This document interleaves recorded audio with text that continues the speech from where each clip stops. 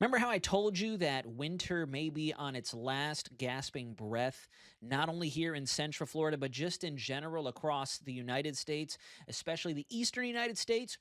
Well, this right here is a surefire sign that we're on the right track in maybe debunking whether or not we're going to have 6 additional weeks of winter. Now, don't get me wrong. Obviously, we're tracking a cold dose here coming up next week, but that's supposed to happen. This here, a severe weather risk through our Midwestern states, Illinois, Indiana, and Ohio, doesn't traditionally happen unless we've got a dome of warmth trying to reach its way up from the tropics and intrude on winter's last chance at trying to unveil some wintry weather impacts across the lower 48. What we're expecting here is an area of low pressure to develop as it comes out of the Rocky Mountains and kind of take a little bit of a field trip along the northern apex of our subtropical high that's built in over us down here, cranking up our temperatures. And as we go through tomorrow, you can see here in the European model, we're going to get that low to continue to better organize.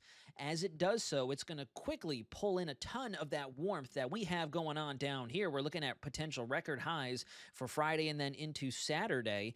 It's going to use that to feed off of and get these thunderstorms rocking. I'll go ahead and rewind the clock here and take you hour by hour. You can see the weather system come out of the Rocky Mountains. That's that mix of rain and snow out there. And then as we go through time, you can see we evacuate the area of one storm system and immediately welcome in another. Now, right here, this is pivotal. Let me pull out my handy dandy pen tool.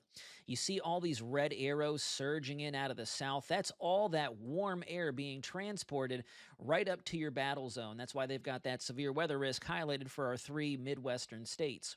Here's our low pressure trying to yank down what cold it possibly can that's left over up in Canada, even though we have a stable polar vortex. So this is your natural ingredients that you always see faithfully through the spring.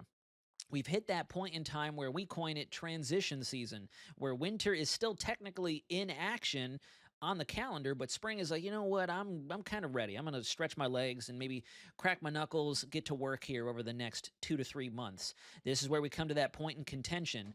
And as we continue through time here, you'll notice that the model identifies where it is we could have those stronger supercell thunderstorms really begin to take shape.